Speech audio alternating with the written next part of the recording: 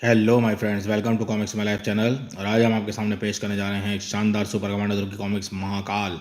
Channel पे first time आए, channel को सब्सक्राइब कर लीजिए ऐसी असम कॉमिक्सों के लिए। तो शुरू करते हैं। Mahakal super commando throw.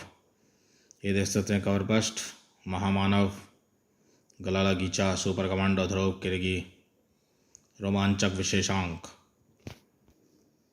ये मेरी सुपर हिट कॉमिक्सों में से एक है महाकाल। टकराव, यह छोटा सा शब्द अपने अंदर कितना विध्वंस समेटे हुए है, इसको बहुत कम लोग समझते हैं।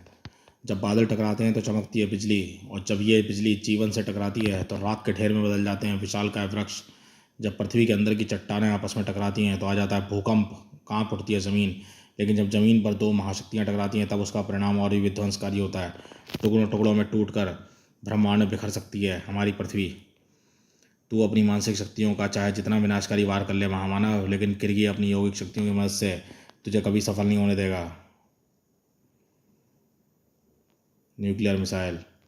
महामानव अब वह पुराना वाला महामानव नहीं रह गया है जिसको इस तुच्छ लड़के ने मात दे दी थी। अब मेरी शक्तियाँ और भी प्रभावकारी हो गई हैं। अब तू मुझे मानवों का विनाश करने से नहीं रोक सकता, क्योंकि आज मानवों का काल महामानव बनकर आया है। महाकाल। राजनगर हर मायनों में एक मेट्रोपोलिस है, एक महानगर। बढ़ते हुए ट्रैफिक और जगह जगह जाम इस बात की गवाही देते हुए लगते हैं कि लेकिन आज से राजनगर वासियों को ट्रैफिक की इस मुसीबत से थोड़ी सी राहत ज़रूर मिलने वाली थी, क्योंकि आज से राजनगर में चलने वाली है ज़मीन के नीचे चलने वाली भूमिगत मेट्रो ट्रेन। मेट्रो रेल के इसके उद्घाटन के अवसर पर प्लेटफॉर्म पर जमा है राजनगर के लगभग सभी जाने माने लोग, सुपर कमांडो ध्रुव भी। आप इस मेट्रो पर चढ़ने वाले पहले व्यक्ति होंगे मेयर साहब। आइए ट्रेन पर चढ़कर इसका उद्घाटन कीजिए। मुझे यहाँ पर कोई ख़ास काम तो नहीं है, लेकिन जहाँ इतने सारे गणमान्य व्यक्ति एक साथ जमा हों वहाँ पर किसी अनहोनी का खतरा अपने आप ही बढ़ जाता है। वैसे ही मुझे किसी खतरे का आभास हो रहा है।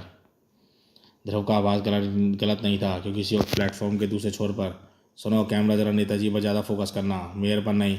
ऊपर से आदेश आए हैं, इसका सीधा प्रसारण हो रहा है ना। मैं जानता हूँ, तभी तो इतनी देर से मैं ट्रेन और मेयर को कम, नेताजी को ज़्यादा ढूंढ रहा हूँ। शाबाश, तुझे इसका इनाम भी मिलेगा। फोकट में काम नहीं करना है। नेताजी से कहकर तुमको कहीं एक फ्लैट सस्ते में अलॉट करवा देंगे। अरे अरे, ये तो बेहोश हो गया, इतनी सी खुशी बर्दाश्त नहीं कर पाया।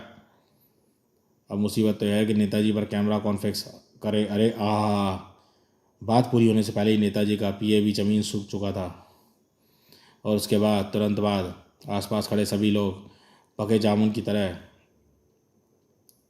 ज़मीन पर गिरने लगे। यह महक कैसी है? किसी गैस की महक लगती है, मीठी मीठी। भागो, प्लेटफॉर्म पर बेहोश करने वाली गैस फैल रही है। आवाज़ की गूंज ख़त्म होने से पहले ही प्लेटफॉर्म पर भगदड़ मच गई। कुछ भाग गए, कुछ वहीं गिर पड़े, और अधिकतर लोगों के शरीरों को भागते हुए लोगों के जूते रौंदने लगे। मुझे इसी का डर था। यह भूमिगत रेल ट्रैक चारों तरफ से बंद है, और यहाँ के वातावरण को एयर कंडीशन द्वारा स्वच्छ एवं साफ रखा जाता है। और ये साफ जाहिर है कि ये किसी ने एयर कंडीशन प्लांट के ज़रिए प्लेटफॉर्म पर कोई ख़तरनाक नर्व गैस फैलाई है। प्लेटफॉर्म के उस छोर पर लोग सबसे पहले बेहोश होने शुरू हुए थे। गैस जरूर उसी कोने के एयर कंडक्टर से आई है। अगर ऐसा है तो गैस फैलाने वाले उसी डक्ट के आसपास होंगे। इन अपराधियों तक तुरंत पहुंचने का एक तरीका है, मुझे इस डक्ट तक ऊपर जाना होगा। तड़ाक! इस डक्ट में खतरनाक नर्व गैस भरी हुई है। तड़ाक! अब देखना यह है कि मैं कितनी देर तक सांस रोक सकता हूँ, क्योंकि इस नर्व गैस की हल्की सी महक भी मुझे ही पल भर में बेहोशी की दुनिया में पहुँचा देगी। गैस से भरी संकरी डक्ट में रेंगता हुआ ध्रुव सतह के उस स्थान की तरफ बढ़ रहा था जहाँ अपराधी भागने की फिक्र में थे। नर्व गैस की टेस्टिंग कामयाब रही। अहमद, लोग बेहोश होने में 2 सेकंड से ज़्यादा समय नहीं ले रहे, यानी हमारा इस मेन होल की दीवार तोड़कर यहाँ की डक्ट में नर्व गैस तक डालने की मेहनत करना बेकार नहीं गया। लेकिन हम यहाँ से निकल लो, कहीं कोई मुसीबत आ गया तो मुसीबत हो जाएगी। अब पाइप लपेटने वाली मोटर चलाओ और फिर यहाँ से तुरंत फूट लो। गैस सिलेंडर भी गाड़ी डाल दी है। उफ, अब तो सांस रोकनी भी असंभव लग रही है, फेफड़े फटे जा रहे हैं। मुझे ऊपर जल्दी से जल्दी पहुंचना होगा। यह काम इस पाइप को पकड़कर आराम से किया जा सकता है। मैंने मैसेज भेज दिया है, इस गैस का इस्तेमाल किया जा सकता है। अब यहाँ से निकल लो, हमारा मिशन तो पूरा हो गया। तुम्हारा मिशन तो ख़त्म हो गया, लेकिन मेरा मिशन अभी अभी शुरू हुआ है और इसे पूरा करने के लिए मुझे तुम लोगों की ज़रूरत पड़ेगी। ये तो सुपर कमांडो ध्रुव है, ये मुसीबत कहाँ से आ गई? भून डालो इसे। वैसे तो किसी को बेहोश करने के लिए मैं घूसे का इस्तेमाल ज़्यादा पसंद करता हूँ, लेकिन इस वक्त तुम्हारी ही नर्व गैस का इस्तेमाल करना ज़्यादा असरदायक होगा। इस पाइप में अभी थोड़ी सी नर्व गैस बची हुई है।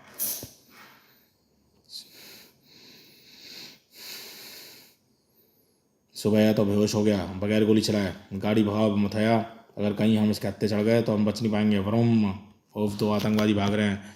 मैं गाड़ी को दौड़कर पकड़ नहीं सकता। अब मुझे गाड़ी को रोकना होगा।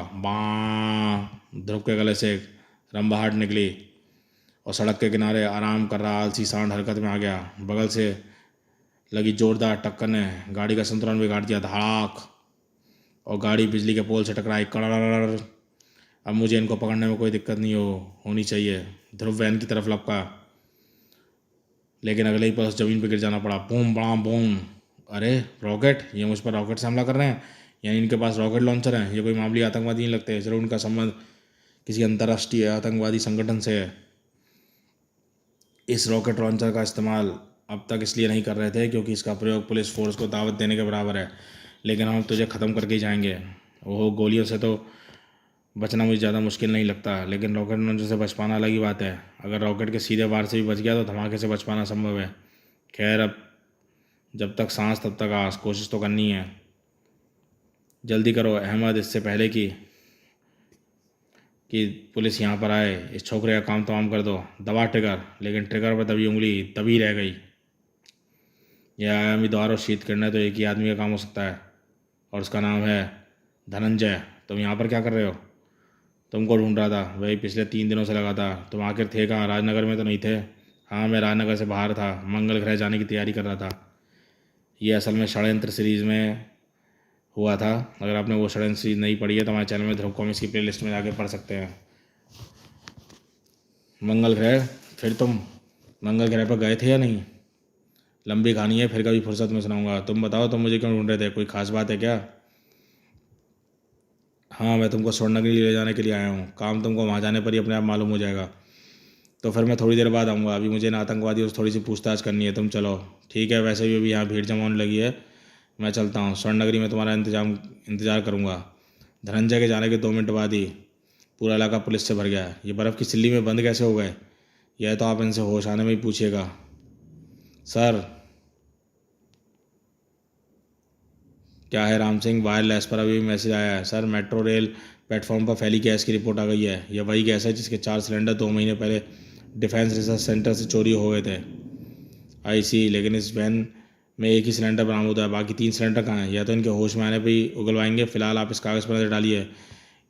यह इधर बेहोश पड़े आतंकवादी की तलाशी से मिला है। कोई नक्शा बना हुआ है इस पर। यह क्या उठपटांग सा लगता है? जरा मुझे दिखाइए। कागज़ पर नज़र डालते ही ध्रुव चौंक उठा। ओह, यह नक्शा तो राजनगर के समुद्री तट का लगता है, और समुद्र में जिस जगह एक्स का निशान है वह जगह स्वर्णनगरी से ज़्यादा दूर नहीं है। धनंजय ही मुझे किसी ज़रूरी काम से स्वर्णनगरी ले जाना चाहता था। मुझे तुरंत स्वर्णनगरी पहुंचना होगा।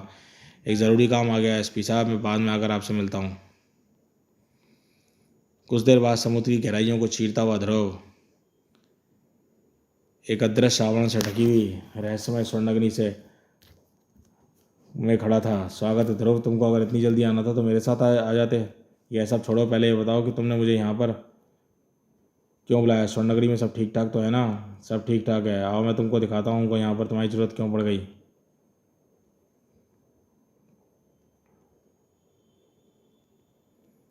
यह देखो, यह है तुमको यहाँ पर बुलाने का कारण।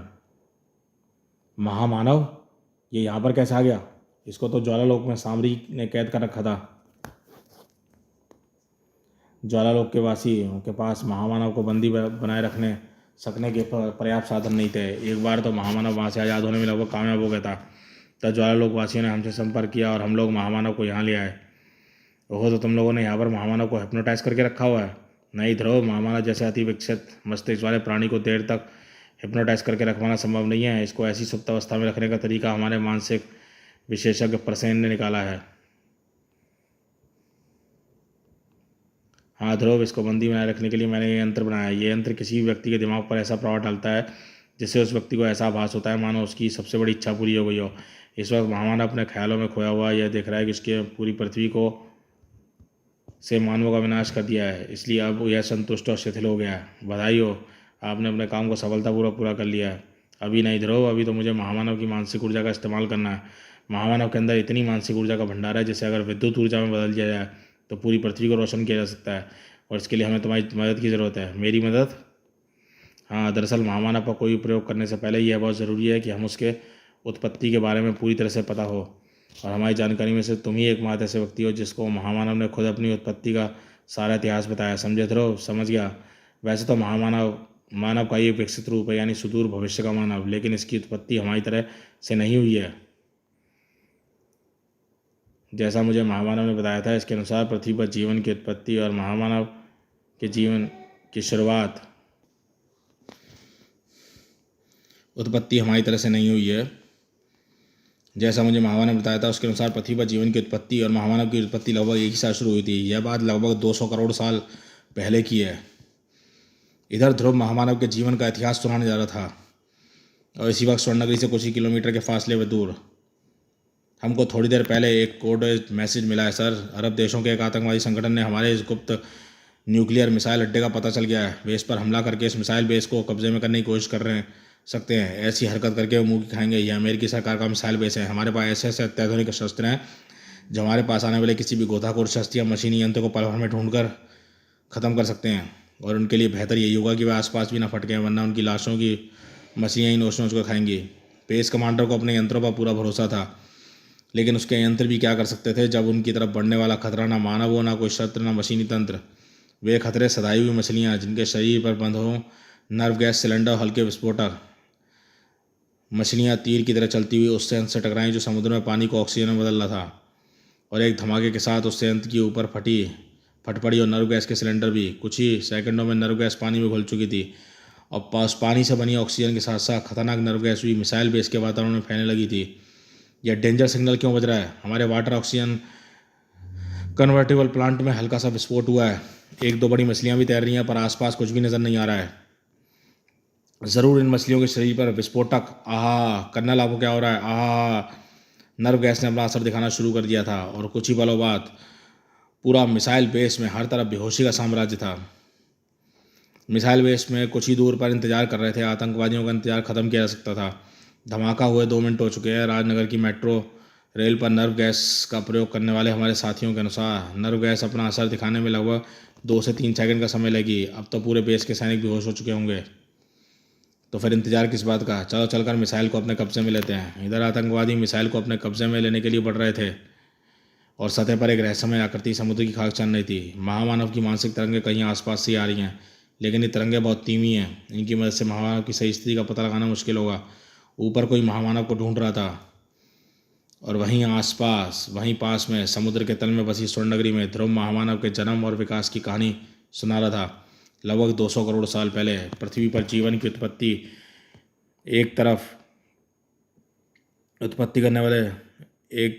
एक कोशिका वाले प्राणियों से आरंभ हुई, जैसे अमीबा या पैरामीशियम। जैसे समय बीतता चला गया, ये प्राणी भी विकसित होने लगे। लगभग 150 करोड़ साल बाद ये प्राणी विकसित होकर बड़ी बड़ी विशालकाय छिपकलियाँ और सरीसृप बन गए, जिनको हम डायनासोर कहते हैं। लेकिन 150 करोड़ सालों के दौरान जीवन कहीं और ही पनप रहा था। एक कोशिका न जाने कैसे बहती बहती उत्तरी ध्रुव पर पहुंची, और उस स्थान पर जहाँ सूर्य की जीवनदायी किरणें लगातार 6 महीनों तक पृथ्वी को ऊर्जा देती रहती थी। सूर्य की जीवनदायी किरणों के लगातार पड़ने से उस कोशिका का विकास बहुत तेजी से हुआ।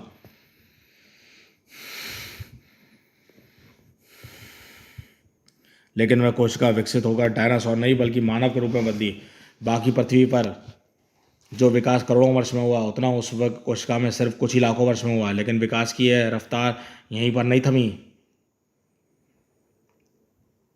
यह मानव भी और विकसित होता गया। उसका शरीर छोटा होता गया और उसका मस्तिष्क बड़ा और शक्तिशाली, और आखिरकार वह बन गया महामानव।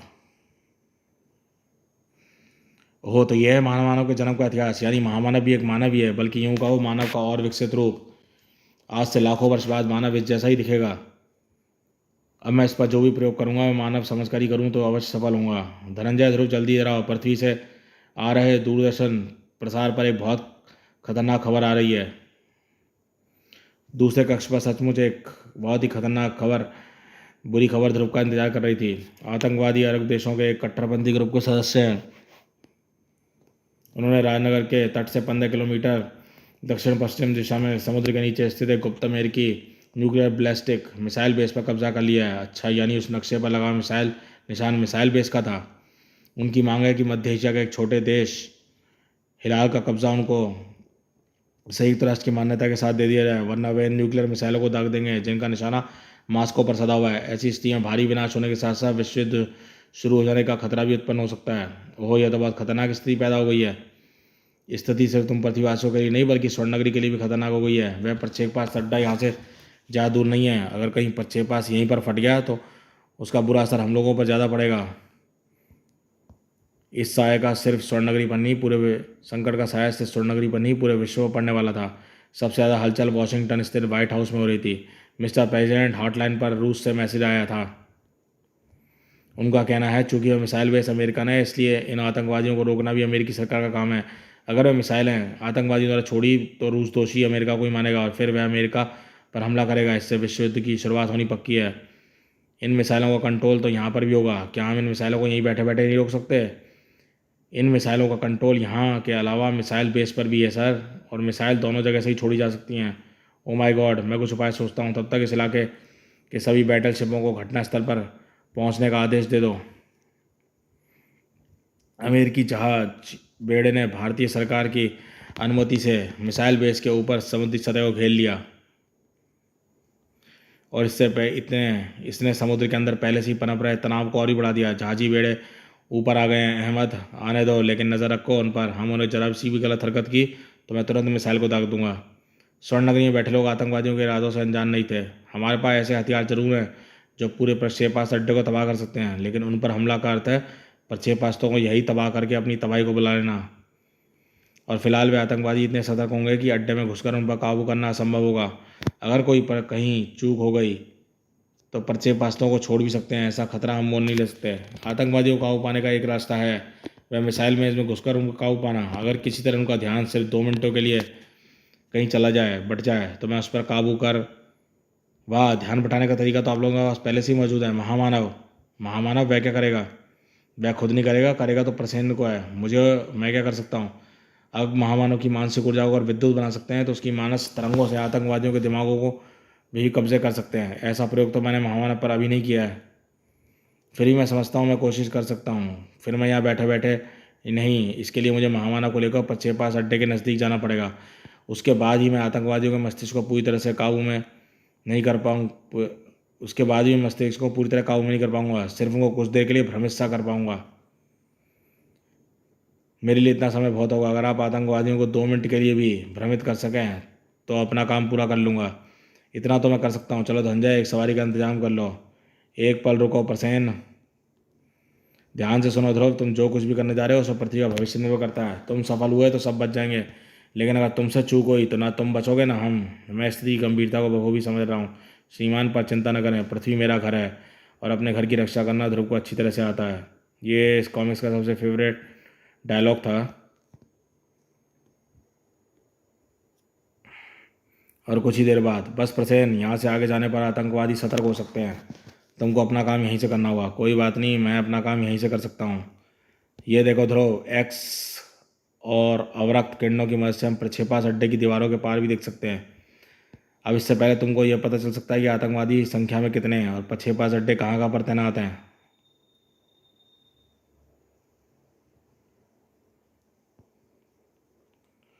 ठीक है, ठीक बात है। बेस के अंदर का दृश्य दिखाओ। कुछ ही पलों में पृथ्वी के इतिहास का शायद सबसे खतरनाक अभियान शुरू हो गया था, जिसमें जीत और हार का फैसला सिर्फ एक ही शख्स को करना था। अब मुझे भी अपना काम शुरू करने चाहिए, महामानव की मानसिक तरंगों को केंद्रित करके आतंकवादी को भ्रमित करने के लिए। प्रसेन ने महामानव की मानसिक तरंगों को अपने निशाने पर केंद्रित किया और मिसाइल बेस में तैनात आतंकवादियों के दिमाग उलझन में पड़ने लगे। यह आहा ओहो, क्या कर रहा है अली? स्क्रीन पर नजर रख। अमेरिकी जहाज, कुछ गड़बड़? अमेरिका कहाँ है? मैं कहाँ हूँ? मैं क्या कर रहा हूँ? आतंकवादियों के सोचने समझने की ताकत गुम हो रही थी और यही समय था ध्रुव के मिसाइल बेस में प्रवेश करने का। एक आतंकवादी इसी प्रवेश द्वार के पास तैनात था। मुझे बहुत संभल कर काम करना होगा, क्योंकि पता नहीं परसेन अपने काम में सफल हो पाए या नहीं।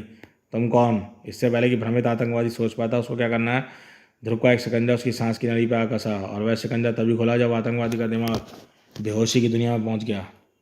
परसेन कामयाब हुए हैं, लेकिन थोड़ी कमी रह गई है। ये आतंकवादी भ्रमित तो हुए हैं, लेकिन पूरी तरह से नहीं। मेरे जैसा कोई बाहर का आदमी देखते ही इनका दिमाग वापस जागने लगता है। यानी मुझे काम जल्दी पूरा करना है, वह भी चुपचाप। ये गया नंबर 2। अब बचे सिर्फ 2 आतंकवादी, खट्ट और वे दोनों एक साथ केबिन के साथ बैठे हैं। खतरा अब शुरू होता है। कहीं वह एक दूसरे ने हमला होता देखा तो उसका दिमाग सतर्क हो सकता है। इधर ध्रुव महामानव की मानसिक तरंगों की मदद से आतंकवादियों को चुपचाप ठिकाने लगा रहा था, लेकिन समुद्र की सतह पर वही मानसिक तरंगें एक महाविनाश को निमंत्रण दे रही थी। ये मानसिक तरंगें ये अचानक शक्तिशाली हो रही हैं। महामानव इस वक्त समुद्र के नीचे है, मेरे एकदम पास। वाह! अब मेरी जाति के करोड़ों जीवों का हत्यारा अब मेरे हाथों से नहीं बच सकता। मानसिक तरंगों का पीछा करते करते वे आकृति महामानव तक पहुंच गई। हाँ, मिल गया महामानव, लेकिन यह क्या? इन स्वर्ण मानवों ने इसे मानसिक बंदी बनाकर रखा हुआ है। आखिर ये चक्कर क्या है? कुछ करने से पहले मुझे मामला समझ लेना होगा। धनंजय और प्रसन्न को इस नए अजनबी के आने का पता नहीं था। ध्रुव ने 2 आतंकवादियों को कब्जे में ले लिया प्रसन्न, लेकिन बाकी 2 आतंकवादी अभी भी नियंत्रण कक्ष में तैनात हैं। अब तुम महानाव की मानसिक तरंगों को इन बचे हुए आतंकवादियों पर केंद्रित करो।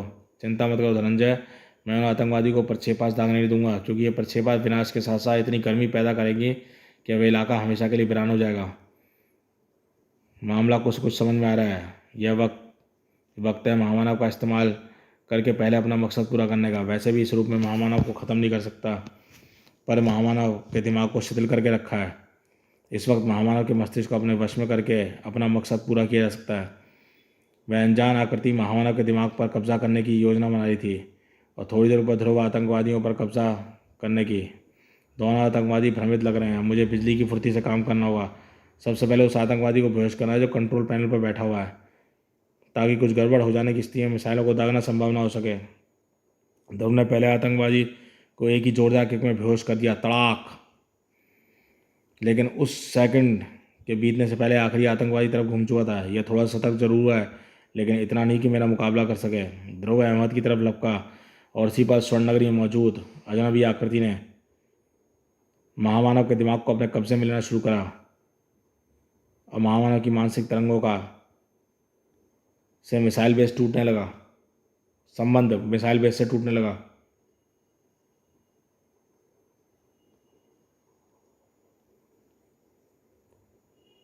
और मिसाइल बेस में आखिरी बचे आतंकवादी अहमद के दिमाग पर से मानसिक तरंगों का प्रभाव छटने लगा। तू कौन है? मिसाइल बेस में कैसे घुसा है? धोखा, मेरे साथ धोखा हुआ है। अब ना तू बचेगा ना ये दुनिया। अहमद सब कुछ तबाह कर देगा। तर तर तर तर तर तर तर तर तर तर तर तर तर। अरे ये एक होश में कैसे आ गया? परसेन ने जरूर कुछ गड़बड़ कर दिया है। अब एक ही तरीका बचता है कि मिसाइल छोड़ने वाला बटन दबाने से पहले काबू में कर लेना होगा। ध्रुव ने कोशिश तो भरपूर की थी, ताक, लेकिन अहमद के सिर पर जुनून सवार था। शरीर को पहुंचती चोटें उसको और भी खूंखार बना थी। धड़ाक। अब मैं तुझे मारने में अपना समय खराब नहीं करूंगा। पहले मैं अपना ऑपरेशन पूरा करूंगा, न्यूक्लियर मिसाइल लॉन्च करने का, और उसके बाद मैं चाहूँ तो तुझे मार डालूँ, या तू मुझे मार डाले, उसको कोई फ़र्क नहीं पड़ता। ध्रुव ने आज तक किसी की जान नहीं ली है अहमद, लेकिन अगर आज मुझे तुम्हारी जान लेनी ही पड़े तो मैं अपने उसूल के टूटने का कोई दुख नहीं होगा। अहमद का हाथ उस विनाशकारी बटन के काफ़ी नज़दीक पहुंच चुका था। ध्रुव उसको समय रहते रोक नहीं सकता था, लेकिन जो अहमद तक पहुंच सकता था वह था ध्रुव का स्टार ब्लेड। बटन की तरफ उठी उंगली कटकर दूर जा गिरी। आओ खचाक! अहमद दर से चिल्ला उठा, और उसी पल ध्रुव ने उसे दर से छुटकारा दिला दिया। ताक! ये बीच में क्या गड़बड़ हुई थी? परसेन का बनाया हुआ मानसिक नियंत्रण एक खत्म कैसे हो गया? खैर, मैं थोड़ी देर में खुद परसेन से ही पूछ लूंगा। फिलहाल तो इन कीड़ों को सही हाथों के हवाले किया जाए। फिर सतह पर आतंकवादियों की खबर आई। नो सर, लेकिन सतह पर बुलबुले फूट रहे हैं। कुछ ऊपर आ रहा है। कुछ ही पलों बाद आने वाली चीज़ साफ नजर आ रही थी। ये आतंकवादी हैं कैप्टन। मैंने इनको कब्जे में कर लिया है। अब कोई खतरा नहीं है। और फिर आपस में परिचय होने के बाद तुमने तो कमाल कर दिया ध्रुव। ऐसा खतरनाक अभियान तो यूएस से मैरिन भी पूरा ना कर पाते। तारीफ के लिए शुक्रिया सर, लेकिन अगर ये मिसाइलें छूट जाती तो फिर आप लोग क्या करते? अभी हम इसी पर माथा मच्ची कर रहे थे। आओ दिखाते हैं। An missile layout. ये देखो, मिसाइल के बारे में कंट्रोल के इस पैनल के अंदर रहते हैं। यह मिसाइल के अंदर एक फिक्स टारगेट की फ़ोटो है, और इसे रास्ते के बारे में भी जानकारी भरी होती है। यह फोटो की जानकारी इस नीली चिप के अंदर भरी होती है। अगर इस चिप को निकाल दिया जाए तो मिसाइल एक तरीके से अंधी हो जाएगी और इस स्थिति में मिसाइल सीधे अंतरिक्ष में जाकर खुद नष्ट हो जाती है। लेकिन यह तरीका उड़ती मिसाइल पर लागू कर पाना लगभग असंभव है। इसलिए इनको रोकने का उड़ने का एक ही तरीका है कि इनको दूसरी इंटरसेप्टिंग मिसाइल हवा में नष्ट कर देना। हालांकि यह तरीका भी पूरी तरह से सिद्ध नहीं हुआ है। हालांकि सिद्ध, लेकिन मगर ये इसलिए अगर ये मिसाइल छूट जाती है तो उसको रोक पाना बहुत ही मुश्किल होता है। तब तक भगवान का शुक्र है कि ये मिसाइलें नहीं छूटी। ध्रुव ने भगवान को शुक्रिया जल्दी अदा कर दिया था, क्योंकि इसी वक्त समुद्र के नीचे बहुत तेजी से स्थिति बिगड़ती जा रही थी। धनंजय, कुछ गड़बड़ है। महामानव के मानसिक तरंगे में नियंत्रण से बाहर हो रही हैं। कुछ कर पर सेन अपनी बात पूरी नहीं कर पाया, क्योंकि अगले ही पल एक भीषण मानसिक विस्फोट ने स्वर्णनगरी के चीथड़ों स्वर्ण पनडुब्बी के चीथड़े करके रख दिया। राम। और वक्त रहते प्रसेन और धनंजय ने अपने आप को शक्ति कवच में सुरक्षित कर लिया, वरना उनके भी चीथड़े उड़ जाते। लेकिन इस विस्फोट में आज़ाद हो गया था महामानव। आहा, महामानव आज़ाद हो गया है। अब मैं इन कीड़ों को दिखाऊंगा कि महामानव से मैं क्या करवा सकता हूँ। सबसे ज़बरदस्त विलेन है ये राज कॉमिक्स का महामानव, हरू के बाद। और सिर्फ 2 सेकंड बाद, ओ माय गॉड, ये मिसाइलें कैसे छूट गईं। ये तो अनर्थ हो गया, इनको रोको। अब इनको रोक पाना लगभग असंभव है ध्रुव। अब ये 35 मिनट बाद मास्को की ज़मीन से जाकर टकरा फटेंगी। हिम्मत मत हारिए सर, अभी 35 मिनट बचे हैं। इस बीच में कोई ना कोई रास्ता निकाल ही लूँगा। कुछ ही देर बाद ध्रुव धनंजय और प्रसेन के साथ स्वर्णनगरी में खड़ा था। फिर न जाने कैसे महामानव आजाद हो गया। उसने अपनी मानसिक शक्तियों से प्रक्षेपास्त्रों को दाग दिया। ओहो, अब तो हमारे सामने 2 खतरे हैं। बड़ा खतरा महामानव और छोटा खतरा मिसाइलें हैं। लेकिन पहले मिसाइलों को रोकना होगा। तुम लोगों के पास तेज गति से चलने वाले वायुयान हैं या नहीं? हैं, जिनको तुम लोग उड़न तस्त्री कहते हो। लेकिन उनका प्रयोग हम ज़्यादा नहीं करते। कोई फ़ायदा नहीं, कोई बात नहीं। अब तुम फटाफट 2 काम करो। एक तो मुझे स्वर्ण पोशाक दो जो मुझे तेज़ हवा के घर्षण से बचाए रखे, और दूसरे मिसाइलों की सही स्थिति का पता करो। बाकी सब मैं संभाल लूँगा, जल्दी करो। समय बीतता जा रहा था। मास्को को तबाह करने के लिए बढ़ती मिसाइलें हिमालय श्रृंखला तक पहुंच चुकी थीं, लेकिन उनको रोकने के प्रयास शुरू हो गए थे। इस आयामी द्वार से हम मिसाइलों के ठीक बगल में आ गए हैं। उनकी गणना एकदम सही निकली। अभियान को उस मिसाइल के पास ले चलो और साथ के साथ साथ उड़ाओ। अब मैं उस मिसाइल को उसकी नीली चिप निकाल दूंगा और यह है मिसाइल अंधी हो जाएगी। ध्रुव के ब्लू चिप निकालते ही मिसाइल अपना रास्ता बदलकर अंतरिक्ष की तरफ मुड़ गई और एक बेआवाज धमाके के साथ नष्ट हो गई। ब्राम। यह देखकर महामानव के मस्तिष्क को नियंत्रित कर रही रहस्यमय आकृति चिंतित हो उठी। यह क्या? महामानव से तो ये मिसाइलें तो मैंने इसलिए छुड़वाई थी ताकि ये आणविक मिसाइलें फटकर पृथ्वी के वातावरण को गर्म कर दें और मेरे से ही होश में आ जाए। लेकिन ये दोनों मानव मेरी योजना में रुकावट डाल रहे हैं। महामानव को आदेश देकर इनको भी नष्ट करना होगा। और अगले पल महामानव की घातक मानसिक तरंग ने उड़न तस्त्री के भी पर कच्चे उड़ा दिए। ओह नहीं, कूदो ध्रुव। स्वर्ण पोशाक ने ध्रुव और धनंजय की को हड्डियां टूटने से बचा लिया। ओहो महामानव, ने हमको बेबस कर दिया। हम प्रक्षेपास्त्रों को नहीं रोक सकते। रोक सकते हैं धनंजय, अगर तुम इन मिसाइलों के रास्ते एक ऐसा आयामी द्वार बना दो जिनको तुरंत दूसरी तरफ अंतरिक्ष हो, तो मिसाइलें अंतरिक्ष में चली जाएंगी। मैंने ऐसा करिश्मा पहले कभी नहीं किया ध्रुव। इतनी दूर तक आयामी द्वार बना पाना आसान काम नहीं है। मुझे अपनी शक्ति के हर कतरे का इस्तेमाल करना पड़ेगा। फिर मैं हार नहीं मानूंगा, क्योंकि सिर्फ यही एक तरीका है जो पृथ्वी को विनाश से बचा सकता है। धनंजय को अपनी पूरी इच्छा शक्ति को एकत्रित कर लिया और चेहरे से पसीने की धाराएं फूट पड़ी। लेकिन बाकी दुनिया भी चुपचाप नहीं बैठी थी। मास्को में मिसाइल अब इमारत से 13 मिनट दूरी पर है राष्ट्रपति जी। तो फिर अब हम हाथ भी हाथ धरे बैठ नहीं सकते। तुरंत मिसाइलों को रोकने के लिए इंटरसेप्टिंग मिसाइल भेजो जो उनको हवा में ही खत्म कर दें। हम इन मिसाइलों को रूस की धरती से टकराने नहीं देंगे। इधर धनंजय मिसाइलों के रास्ते में आयु द्वार जी जान से लड़ रहा था। जल्दी करो धनंजय, ये मिसाइलें तो और दूर होती जा रही हैं, जल्दी। मैं आयामी द्वार को और बड़ा करने की कोशिश कर रहा हूँ, लेकिन इनमें से तीनों बचे प्रक्षेपास्त्र एक साथ गुजर जाएं। लेकिन समय रहते द्वार इतना बड़ा नहीं हो पाया। 2 मिसाइलें अपने आयामी द्वार को पार करती हुई अंतरिक्ष में जा पहुंची, पर एक मिसाइल आयामी द्वार को नज़रअंदाज करती हुई उसके बगल से निकल गई। हे देव, एक प्रक्षेपास्त्र तब भी बच गया है। अब इतनी दूर पहुंच चुका है जहां मैं आयामी द्वार नहीं बना सकता। अब अब तुम अपने लिए आयामी द्वार बना लो स्वर्णमानव, ताकि तुम और ये लड़का भाग सकें, वरना पहले तो तुम्हारी चिता जलेगी, बाद में तुम मरोगे। उधर देखो। नजरें घुमाते ही ध्रुव और धनंजय के शरीर थरथरा उठे। कुछ ही देर में इंटरसेप्टिंग मिसाइल आणविक मिसाइल को नष्ट करने के लिए आगे बढ़ रही थी। अगर ये दोनों मिसाइलें आपस में टकरा गई तो ये जगह नरक का प्रतिरूप बन जाएगी। कुछ करो धनंजय। मैं उम्मीदवार बनाने में अपनी बहुत ऊर्जा खर्च कर चुका हूँ ध्रुव। अब इन प्रक्षेपास्त्रों को रोकना दूर, मैं बच निकलने के लिए उम्मीदवार तक नहीं बना पा रहा हूँ। बहुत अच्छा, तब तो मैं इन मिसाइलों को हवा में टकरा कर बेकार नहीं जाने दूंगा। ज़्यादा अच्छा होगा कि ये मिसाइलें तुम दोनों के शरीरों से टकरा कर फटें। हाँ, अब ये मिसाइलें फटकर पृथ्वी का तापमान बढ़ाएंगी। महामानव की मानसिक शक्ति के शिकंजों ने मिसाइल का रुख धनंजय और ध्रुव की तरफ मोड़ दिया, और दोनों घातक मिसाइलें ध्रुव और धनंजय के शरीरों को चीथड़ाने के लिए आगे बढ़ गईं। बच पाने का रास्ता धनंजय को सूझ नहीं रहा था, ना ही ध्रुव को। लेकिन जाको राके साइयाँ मार सके ना कोई। बढ़ती मिसाइलों को दो नए ऊर्जा हाथों ने रोक लिया। ये क्या? ये तो यौगिक ऊर्जा है जिसको हमने बचाया है। इसकी ऊर्जा ये किसकी हो सकती है? ऊर्जा हिमालय पर इतनी शक्तिशाली यौगिक ऊर्जा? समझ गया, हमको बचाने वाला सिर्फ एक ही आदमी हो सकता है, और वह है निंजा किरगी। हाँ ध्रुव, मैंने इन प्रक्षेपास्त्रों को ऊपर से उड़कर जाते हुए देख लिया था। पहले तो मुझे कोई खास खतरा नहीं लगा, लेकिन जब मैंने इनको नीचे की तरफ मुड़ते देखा तो मुझे लगा कि अब मुझे बीच में पड़ना ही होगा, क्योंकि अब मैं इस स्थिति में ये प्रक्षेपास्त्र यहाँ फटकर वातावरण को दूषित करने के साथ साथ तुम्हारी जान भी ले लेते हैं, और ध्रुव की जान जाए ये निंजा किरगी को मंजूर नहीं। अब अगर तुझे इस लड़के की जान को बचाने का इतना ही शौक है तो इसके साथ साथ तुझे भी अपनी जान देनी होगी निंजा। महामानव की मानसिक ऊर्जा की मिसाइलों में धकेलना शुरू किया, और किरगी की यौगिक ऊर्जा ने मिसाइलों को रोकना। दोनों ऊर्जा के टकराव से वातावरण में चिंगारियां उड़ने लगी, और महामानव के मस्तिष्क को नियंत्रित कर रही उस रजनीवी की आकृति को अपने मानस रूप में एक नई शक्ति का संचार होता महसूस होने लगा।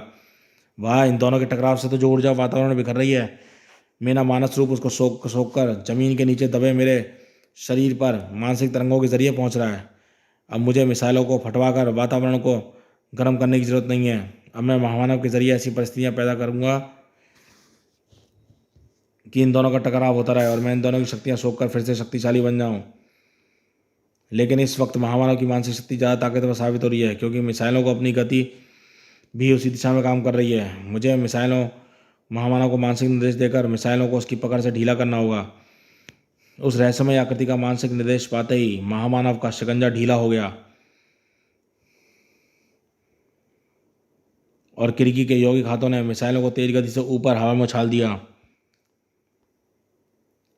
और हवा में ऊपर उठती मिसाइलें सीधे अंतरिक्ष में ही जाकर रुकीं, जहां वो खामोश धमाकों के साथ नष्ट हो गईं। अब बोलो, तुम ध्रुव को क्यों मारना चाहते थे बोने? यह महामानव है किरगी, भविष्य का मानव। तू इस लड़के की चिंता कर रहा है मूर्ख? अरे ऐसे मच्छरों को तो महामानव की छींक भी मार सकती है। मेरी शक्तियाँ भी इस पृथ्वी से मानवों को ख़त्म कर सकती है। नमूना देखना चाहता है तो देख ले। महामानव के बंदी मस्तिष्क ने मानसिक किरणों के जाल को पृथ्वी के पार फैलाना शुरू कर दिया, और दूर दूर तक अंतरिक्ष में तैरती चट्टानों के टुकड़े एक दूसरे के नज़दीक जाकर आपस में जुड़ने लगे, और कुछ ही देरों में चट्टानों ने मिलकर एक विशालकाय चट्टान का रूप धारण कर लिया। अब यहाँ से शुरू होती है असली फाइट दोनों की, जो खेल खेला जा रहा है। और यह विनाशकारी चट्टान तेजी से पृथ्वी की तरफ गिरने लगी। ऊपर देख किरगी, पृथ्वी की मौत पृथ्वी की तरफ बढ़ रही है। यह चट्टान 500 किलोमीटर लंबी और इतनी चौड़ी है कि जब पृथ्वी से टकराएगी धरती की आधी आबादी कम हो जाएगी। हे भगवान, मुझे तुरंत वापस स्वर्णनगरी जाना होगा। और ध्रुव, अब मेरा ऊर्जा स्तर सामान्य हो रहा है। कम से कम मैं स्वर्णनगरी तक जाने के लिए एक आयामी द्वार तो बना ही सकता हूँ, और स्वर्णनगरी में हमारे पास ऐसे 6 जरूर मौजूद होंगे जो इस विशाल उल्का को नष्ट कर सकें। यह दृश्य गौर से देख रही रहस्यमय आकृति चिंतित हो उठी। यह स्वर्ण मानव काफ़ी शक्तिशाली है, शायद सचमुच उल्का को नष्ट कर सके। इस स्थिति में यौगिक और मानसिक ऊर्जा का टकराव नहीं होगा, और ना ही मैं ऊर्जा को सोख पाऊंगा। इसको जाने से रोकना होगा। महामानव को फिर से एक मानसिक संकेत मिला, और अगले ही पल तू ना तो कहीं जाएगा और ना ही उल्का को पृथ्वी से टकराने से रोकेगा। अगर तू कहीं जाएगा तो सिर्फ मुर्दों की दुनिया में। असावधान धनंजय पर हुआ एक घातक वार, और फिर वह उठ नहीं सका। ओह, यह सिर्फ बेहोश हुआ है। स्वर्ण पोशाक ने इसको मरने से बचा लिया है, लेकिन अब इस उल्का को सिर्फ तुम ही रोकना होगा किरगी। घबराओ मत ध्रुव, यौगिक शक्ति मानसिक शक्ति से ज़्यादा शक्तिशाली होती है, क्योंकि यौगिक शक्ति में मानसिक शक्ति के साथ साथ शारीरिक शक्ति भी मिली होती है। इसलिए विजय मेरी यौगिक शक्ति की ही होगी। मैं यौगिक रूप धारण कर रहा हूँ। मेरी यौगिक शक्ति पहाड़ों के सीने में भी छेद कर सकती है, इसलिए मेरा यौगिक रूप इस चट्टानी उल्का को भी थाम लेगा। ध्रुव की आंखों उस विलक्षण दृश्य को देखती चली गई। किरगी का यौगिक रूप पहाड़ों से भी अधिक विशाल होता जा रहा था। यौगिक रूप का बढ़ना जारी रहा। पहले हिमालय से बढ़ा, फिर महाद्वीप से, फिर सारे महाद्वीपों से, आखिरकार पृथ्वी को भी घेरता हुआ वह रूप अंतरिक्ष में गिरती उल्का तक जा पहुंचा। इस उल्का को रोकने के लिए मुझे अपने यौगिक शक्ति का एक एक कतरा लगाना पड़ रहा है, क्योंकि एक तो इस उल्का में अपनी गति मौजूद है और दूसरे इसको महामानव की मानसिक शक्ति और पृथ्वी की गुरुत्वाकर्षण शक्ति भी नीचे की तरफ खींच रही है। लेकिन फिर भी मैं इसको गिरने नहीं दूंगा। वह रहस्यमय आकृति खुशी से उछलती जा रही थी। आहा, इतनी शक्ति, इतनी ऊर्जा, ऐसे 2-3 टकरावों के बाद मैं महाशक्तिशाली हो जाऊंगा। लेकिन पृथ्वी के मानव भी इस विपदा से निपटने की तलाश कर रहे थे।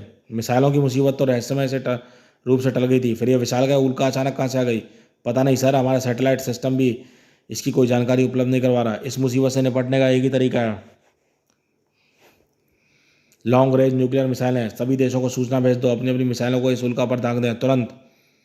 कुछ ही मिनटों में पृथ्वी के अलग अलग इलाकों से दर्जनों आणविक मिसाइलें विशाल उल्का की तरफ बढ़ चली और इतने बड़े निशाने पर वार चूक पाना असंभव था।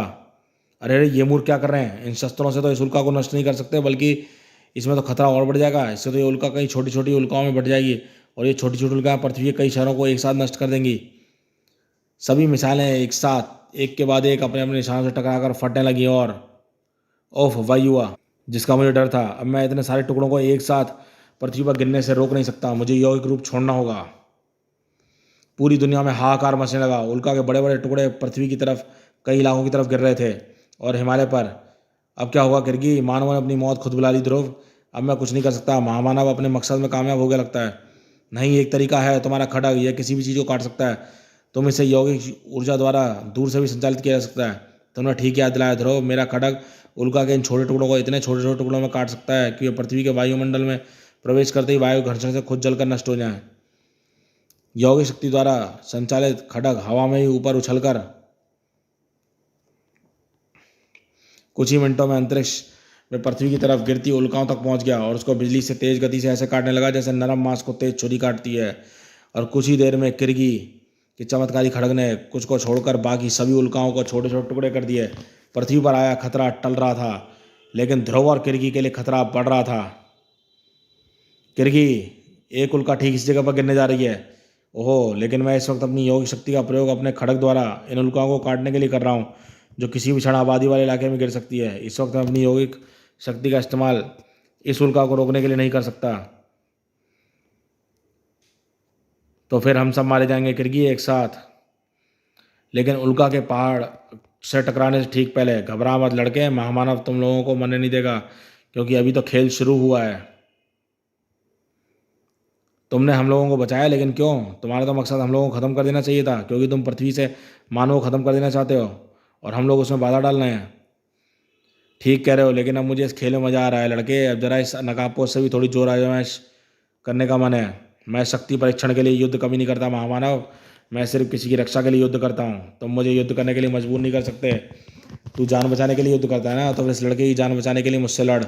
मैं इस लड़के को यहाँ से ले जा रहा हूँ। अपनी शक्ति का प्रयोग करके इसका पता लगा और फिर वहाँ पर आकर इसको बचा। महामानव की तीव्र मानसिक तरंगों ने ध्रुव को किसी अनजान जगह पर भेज दिया और फिर वहाँ खुद भी लुप्त हो गया। हा हा किरगी, अब तू मेरे पीछे पीछे ऐसे आएगा जैसे मालिक के पीछे कुत्ता। आ और आकर मुझे हरा ले। हा हा हा।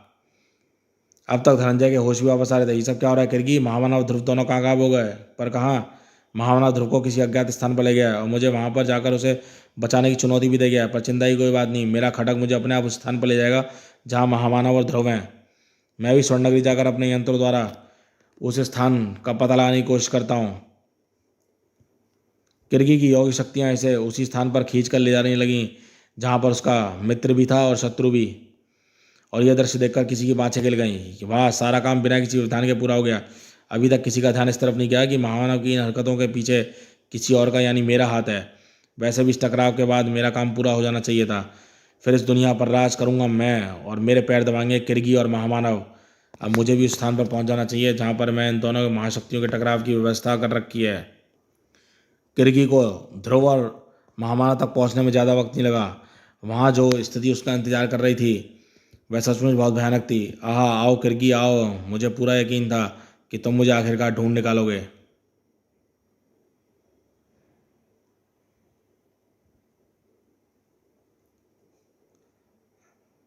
जब तक तुम्हारे जैसा देखने वाला ना हो तब तक ऐसा तमाशा दिखने का मजा ही क्या है। मैं इस वक्त जिस जगह पर खड़ा हूँ यह समुद्र के बीच एक छोटा सा द्वीप नहीं है, बल्कि समुद्र के अंदर एक पहाड़ का शिखर है। पहाड़ जो एक सुप्त ज्वालामुखी होने के साथ साथ इस पृथ्वी का सबसे महत्वपूर्ण पहाड़ है, क्योंकि इसी पहाड़ से निकले हैं इस पृथ्वी के सारे पहाड़। पृथ्वी के सभी पहाड़ों समुद्र के अंदर इस सुप्त ज्वालामुखी से बड़े हुए हैं। अब मैं अपनी मानसिक ड्रिल से इस पहाड़ के अंदर छेद करूंगा जो लावे से भरे हुए पृथ्वी के केंद्र तक जाएगा, और मानसिक ड्रिल के कंपनों से इन सारे पहाड़ों में एक भीषण कंपन पैदा होगा, जिससे पृथ्वी में जगह जगह पर मीलों लंबी दरारें पड़ जाएंगी। समुद्र का पानी इन दरारों से होकर पृथ्वी के गर्म लावे तक पहुंचेगा, फिर भाप बनेगी और इस भाप का भीषण दबाव पृथ्वी को कागज़ के लिफाफे की तरह फाड़ देगा। यह सब होने में सिर्फ 2 मिनटों का समय लगेगा, और इन 2 मिनटों में इस लड़के से लिपटा हुआ मेरा मानसिक खोल कसता जाएगा। इतना कसेगा कि इतनी इसकी सारी हड्डियाँ चूर चूर जाएंगी। ये चीखेगा और इसका चीख तू मानसिक खोल के अंदर से भी सुन सकेगा। अब मेरा पृथ्वी को नष्ट करने का ऑपरेशन शुरू होता है। अब मर्जी तेरी है, या तो इस लड़के को बचा ले या फिर पृथ्वी को। मानसिक ड्रिल ने पहाड़ के अंदर छेद करना शुरू कर दिया और मानसिक ड्रिल को कसना, लेकिन किरगी अब तक समझ नहीं पा रहा था ड्रिल की तरफ बढ़े या ध्रुव की तरफ। घर लेकिन ध्रुव ने उसकी दुविधा दूर कर दी। किरगी तुम ड्रिल को रोको, मेरी फिक्र मत करो, मैं बचने का कोई ना कोई रास्ता ढूंढ ही लूंगा। किरगी ने अपनी यौगिक शक्ति से मानसिक ड्रिल को रोकने की तरफ केंद्रित कर दिया, और एक बार फिर दो महाशक्तियों के टकराव से ऊर्जा की चिंगारियां वातावरण में फैलने लगीं, और इस अनजान आकृति की इच्छा एक बार फिर पूरी होने लगी। हाँ, यह स्थिति बहुत सटीक बैठी है। कुछ ही समय मेरा काम हो जाएगा, पर मुझे ध्यान रखना होगा कि जरूरत से ज़्यादा ऊर्जा ना सोख लूँ, वरना इन शक्तिशाली ऊर्जाओं के आघात से मेरा मानसिक मस्तिष्क एक बार फिर बेहोशी की दुनिया में चला जाएगा। ध्रुव भी अभी अपने दिमाग का इस्तेमाल कर रहा था। महामानव मेरी तरफ से एकदम निश्चित है। वह जानता है कि मानसिक खोल से निकल नहीं सकता, लेकिन अगर मैं किसी तरह महामानव के दिमाग को कोई आघात पहुंचा सकूं तो यह मानसिक खोल इतना कमज़ोर हो जाएगा कि मैं इस तोड़कर निकल सकूं। फिलहाल महामानव एक गलती कर गया है। इस वक्त पानी पर खड़ा है। शायद मेरे मित्र इस वक्त मेरी कुछ मदद कर सकें।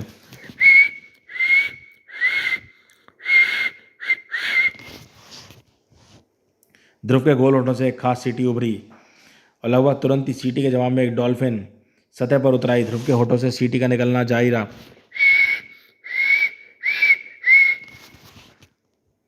डॉल्फिन ध्रुव की बात को समझते ही पानी में वापस गोता लगा गई। थप।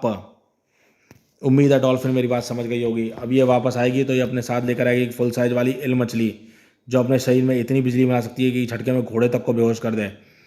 और यह असावधान महामानव को करंट मारेगी। इसका दिमाग कुछ ही देर में बेहोशी की दुनिया में चला जाएगा, और इसका मानसिक खोल इतना कमज़ोर हो जाएगा कि मैं पतली पॉलिथीन की तरह फाड़ सकूं और इसकी मांस कैद से आज़ाद हो जाऊं। ध्रुव के इस अप्रत्याशित वार ने उस आकृति को भी चिंतित कर दिया। ओहो, महामानव का जागृत मस्तिष्क आदि बेहोशी की हालत में पहुंच गया है। अब मुझे अपना मानसिक कंट्रोल इसके सुप्त मस्तिष्क पर करना होगा। किसी भी हालत में मानसिक ड्रिल रुकनी चाहिए, वरना सारी योजना चौपट हो जाएगी। अब मुझे कुछ ही पलों में ऊर्जा की ज़रूरत है, उसके बाद मैं अजय हो जाऊंगा। उस आकृति ने अपने मानसिक कंट्रोल को महामानव के सुप्त मस्तिष्क पर केंद्रित कर दिया। किसी भी मस्तिष्क के 2 भाग होते हैं, एक जागृत जो सिर्फ जगने के दौरान काम होता है, दूसरा सुप्त भाग जो जगने और सोने दोनों के दौरान काम करता है। आश्चर्य है, महामानव होश खोने के बावजूद ही मानसिक ड्रिल नहीं रुक रही, और मेरी यौगिक ऊर्जा भी धीरे धीरे थकने लगी है। मैं समझ गया किरगी, अब तक तो मुझे सिर्फ शक था, लेकिन अब मैं यकीन के साथ कह सकता हूँ। क्या कह सकते हो ध्रुव? क्या समझ लिया तुमने? धनंजय, प्रसेन, बहुत सही समय पर आए हो तुम दोनों। प्रसेन को सही यंत्र ढूंढने में समय लग गया। इस बार हम मानसिक यंत्रों को काट देने वाला यंत्र लेकर आए हैं। इसका कोई खास फायदा नहीं होगा धनंजय। मुझे सिर्फ एक बात बताइए प्रसेन, महामानव की छाती पर बधा यंत्र बेकार कैसे हो गया? वह होश में आया कैसे? यह तो मुझे पता नहीं ध्रुव, लेकिन एक बात का पूरा यकीन के साथ कह सकता हूँ कि यह यंत्र कभी बेकार नहीं हो सकता। फिर भी मैं समझ गया कि महामानव अपने आप कोई काम नहीं कर रहा है। समझ गया, अपना उसका दिमाग किसी और के कब्जे में है। उसी ने महामानव से मिसाइलें छुड़वाई और अब किसी मतलब के लिए किरगी और महामानव का टकराव करवा रहा है। महामानव का मुझे देखकर भी ना पहचानना और हिमालय पर गिरती विशाल उल्का और किरगी को बचाना इसी बात के संकेत दे रहे हैं। महामानव हम लोगों को कभी ना बचाता, क्योंकि उसकी नज़र में हम कीड़े मकोड़े हैं। अरे, और मेरे शक को इस बात ने इतना पक्का कर दिया कि बेहोश होने के बाद भी महामानव की मानसिक ऊर्जा रुक नहीं रही।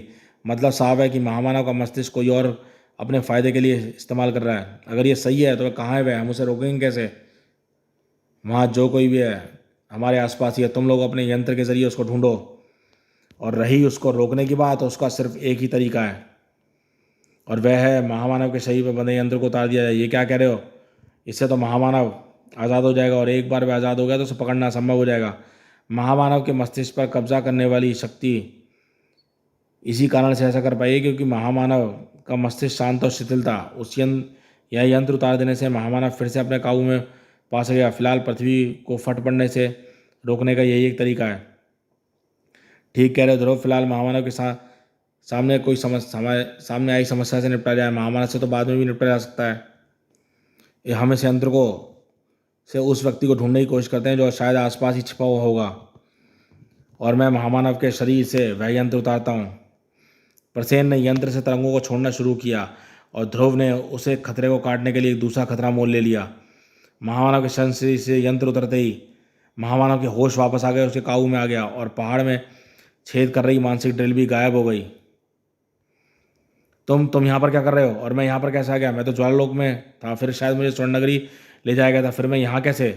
कुछ पलों के लिए धीरे रखो महामानव, फिलहाल मैं तुम्हारा दुश्मन नहीं हूँ, तुम्हारा दुश्मन ध्रुव। ये देखो, हमारी तरंगों ने एक मानसिक आकृति को ढूंढ निकाला है। शायद यही सारी आकृति गड़बड़ी का कारण है। शायद नहीं, मैं ही सारे घटनाक्रम का सूत्रधार हूँ। और तुम मेरी मानसिक आकृति को देखकर क्या करोगे? मैं तुमको अपना असली शरीर दिखा देता हूँ, और इसी सुप्त ज्वालामुखी में नीचे सुप्तावस्था में पड़ा हुआ है, और अब यह होश में आ गया है करोड़ों साल बाद। देखो, इस मानसिक आकृति की बात खत्म होते ही पहाड़ थरथराने लगा, चट्टानें लुढ़कने लगीं, और पहाड़ की चट्टानी सतह को कागज की तरह फाड़ती हुई एक भयानक आकृति प्रकट हो गई। ग्ररररररर। हे भगवान, ये तो एक डायनासोर है, लेकिन अजीब सा है। ऐसे डायनासोर का तो कहीं जिक्र तक नहीं पड़ा मैंने। डायनासोर तो तुम्हारी भाषा में यह नाम है मेरा। वैसे मेरे ज़माने में दूसरे डायनासोर मुझे गलाला गीचा कहते थे। गलाला गीचा यानी सबका सरदार। वैसे मैंने अपने मानस रूप में अपने मानवों के मस्तिष्क का अध्ययन भी किया है। मैं जानता हूँ कि तुम मानव हम लोगों के बारे में क्या सोचते हो। हमारे जीवाश्मों की छानबीन करके तुम लोग यह निष्कर्ष निकाला कि डायनासोर की बड़ी खोपड़ी में छोटा सा दिमाग था, यानी डायनासोर मूर्ख थे। गलत समझे तुम सब। आज से लगभग 35 करोड़ साल पहले जब पृथ्वी अलग अलग तरह के डायनासोर का विकास हो रहा था, उस वक्त मेरे जैसे बुद्धिमान डायनासोर का भी विकास लगभग तुरंत ही शुरू हुआ। इसलिए जिस समय तक पृथ्वी पर डायनासोर छा चुके थे, उस वक्त तक मेरे जैसे बुद्धिमान डायनासोर गिनती के थे। हमारा मस्तिष्क काफ़ी विकसित था। इसका इस्तेमाल हम दूसरी जाति के डायनासोरों को नियंत्रित करने में करते थे। मेरी प्रजाति के डायनासोर में भी मेरा मस्तिष्क सबसे अधिक विकसित था। गजब की मानसिक शक्तियाँ पैदा हो रही थी मुझ में। मेरी मानसिक शक्तियों के बावजूद भी मुझे इस बात का सपने में ख्याल नहीं आया कि पृथ्वी के उत्तरी ध्रुव पर एक और मानसिक शक्ति महामानव का विकास हो रहा है। वह शक्ति पृथ्वी से डायनासोरों को खत्म कर देना चाहती थी, और इस बात का मुझे मानसिक शक्तियों के द्वारा तब पता चला जब पृथ्वी लगभग बर्फ से ढक चुकी थी। इस तरह जमा देने वाली ठंड से सारे डायनासोर दम तोड़ रहे थे।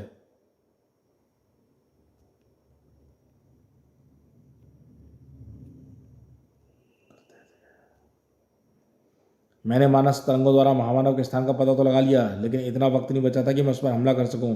हमारा जानी दुश्मन धीरे धीरे इतनी बढ़ गई, ठंड ठंड इतनी बढ़ गई कि पूरे समुद्र की सतह पर जम गई थी। बचने का एक ही रास्ता था। हम सही सर्पों के अंदर एक खासियत होती है कि हम अपने शरीर का तापमान गिराकर एक लंबी नींद के लिए सोने जा सकते हैं। तुम मानव इसको सुप्तावस्था कहते हैं। मैं अपने शरीर को मानसिक खोल में कैद करके लंबी नींद में सोने चला गया, ताकि जब पृथ्वी का तापमान फिर से बढ़े तो वापस जाग सकूं। सोने के लिए मैंने सुप्त ज्वालामुखी को चुना। इसके अंदर घुसकर मैं सो तो गया।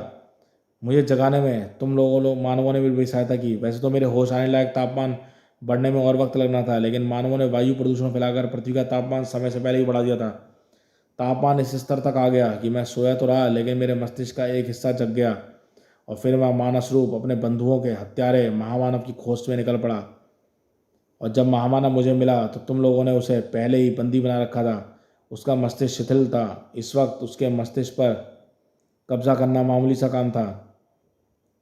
मैंने महामानव को मारने से पहले उसके ज़रिए अपना काम साधने, यानी पृथ्वी पर तापमान बढ़ा कर पूरी तरह से होश में लाने की ठानी। मैंने ही उनको आज़ाद कराकर उसके द्वारा मिसाइलें दगवाईं, लेकिन फिर भी किर्गी और महामानव के टकराव से जो ऊर्जा पैदा हुई वह भी मुझे जगाने के लिए काफ़ी थी। फिर मैंने ऐसी ऐसी परिस्थितियाँ रचना शुरू कर दिया कि ताकि किर्गी और महामानव का टकराव होता रहे और मैं उनकी मानसिक और यौगिक ऊर्जा सोखता रहूँ। और मैंने ही वही किया। नतीजा तुम लोगों के सामने है। तुम लोगों का शासक एक लंबी नींद से जाग चुका है। अब या तो तुम मानव और महामानव मेरे पैरों को चूमोगे या फिर अपनी मौत को गले लगाओगे।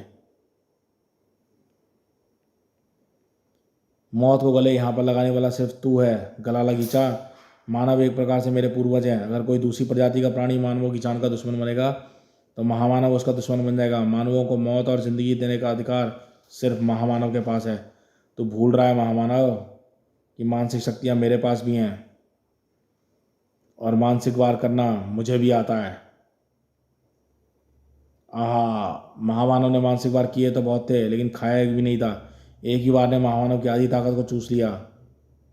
लेकिन अभी दूसरी शक्तियाँ भी अभी अपने होश में थीं। मेरे खड़क तेरी गर्दन को काट कर तुझे एक बार फिर बहुत लंबी नींद सुला देगी सही सर्प। तू भी महामानव की तरह भूल रहा है किरगी कि मैंने तेरी यौगिक ऊर्जा भी सीखी है, सो की है। अब तू अपनी यौगिक शक्ति का स्वाद खुद ही चख ले। असावधान किरगी, जब तक अपने बचाव का रास्ता सोच पाता उसी की यौगिक शक्ति से भरा खड़क उसके शरीर से आ टकराया। खड़क व्रत जैसे किरगी के शरीर को काट तो नहीं सका लेकिन ऊर्जा का एक झटका किरगी को कुछ देर के लिए बेहोश करने के लिए काफ़ी था। महामानव वो किरगी से निपटने के बाद गला लगीचा बाकी तीनों की तरफ मुड़ा। तुम तीनों कीड़ों से मुझे कोई खतरा नहीं लग रहा। वैसे इतने सार सो लेने के बाद मेरी भूख भड़क उठी है और मैं तय नहीं कर पाया तुम तीनों में से पहले किसे खाऊं। तुम ही बताओ, अपने राजा का पहला भोजन बनने का सौभाग्य कौन प्राप्त करना चाहता है। ये दोनों तो काफ़ी शक्तिशाली हैं मानव। गला लगीचा बाद में तुम्हारे काम आएंगे। मैं तुम्हारे किसी काम का नहीं हूँ, तुम मुझे पहले खा लो। ये तुम क्या कह रहे हो ध्रुव, तुम पीछे हट जाओ, हम इससे किसी ना किसी तरीके से निपट ही लेंगे। तुम बीच में थोड़ा प्रसेन, मैं जानता हूँ मैं क्या कर रहा हूँ। शायद यही इसके लिए हम सबके लिए अच्छा होगा। प्रसेन समझ नहीं रहा कि मुझे जान गंवाने का शौक़ नहीं है। मेरे पास गला लगीचा को मात देने के लिए एक योजना है, लेकिन इसके लिए मुझे अपने दिमाग को शून्य रखना होगा क्योंकि गला लगीचा मेरे मस्तिष्क को भी पढ़ सकता है। यह मानव ठीक कह रहा है। तुम दोनों स्वर्ण मानव ये यंत्र लेकर आए थे जिससे मैंने मांस रूप को ढूंढ निकाला था। यह मानव भी कम खतरनाक नहीं है। यह ख्याल इसी को आया कि मानव के पीछे किसी और का हाथ है। इसको खाकर पचा जाना ही सबसे अच्छा होगा। गला लगीचा ने ध्रुव को खा जाने के लिए इसको पंजे में पकड़कर अपने शरीर के पास खींचा और इसी पल ध्रुव ने फुर्ती से बिजली की चमक से वह यंत्र गला लगीचा की छाती पर चिपका दिया जो उसने महामानव के शरीर पर से उतारा था। और लगभग तुरंत ही गला लगीचा का मस्तिष्क भी शिथिल और शांत हो गया। यंत्र ने उसको उसके ख्यालों की उस दुनिया में पहुँचा दिया जहाँ उसकी सारी इच्छाएँ पूरी हो चुकी थीं। मुझे अफसोस है गला लगीचा कि मैंने तुमको अपना शरीर खाने के लिए ना देकर तुमको भूखा छोड़ दिया, लेकिन यह यंत्र चिपकाने के लिए तुम्हारे पास पहुंचना ज़रूरी था और तुम्हारे पास पहुंचने का सिर्फ यही एक रास्ता मुझे समझ में आया था। और फिर कमाल कर दिया तुमने ध्रुव। यंत्र तो हमारे पास सारे समय था लेकिन इसका इस्तेमाल करने का ख्याल सिर्फ तुमको ही आया। सिर्फ यंत्र का ही नहीं बल्कि इस पूरे प्रकरण में शक्तियाँ तो हमारी जरूर थीं लेकिन उनका सही इस्तेमाल ध्रुव ने ही सुझाया। मैं तुम्हारी बुद्धि का चमत्कार तीसरी बार देख रहा हूँ ध्रुव, और तीनों बार जो काम मेरी मानसिक शक्तियाँ भी न कर सकी वह तुमने कर दिखाया। शायद मानसिक शक्तियों का बुद्धि से कोई संबंध नहीं है, और अगर ऐसा है तो मानव महामानव से किसी भी तरह कम नहीं है। अब मानवों के बारे में मेरी राय बदल चुकी है। मैं खुद नहीं जानता कि अब मैं क्या चाहता हूँ, या यही सोचने के लिए मुझे वक्त चाहिए, इसलिए मैं फ़िलहाल यहाँ से जा रहा हूँ। महामानव तो गायब हो गया धनंजय, लेकिन लगता है फिलहाल वह मानवों और पृथ्वी के लिए खतरा नहीं रहा। पृथ्वी पर आया संकट टल गया है। अब मैं भी हिमालय वापस जा रहा हूँ।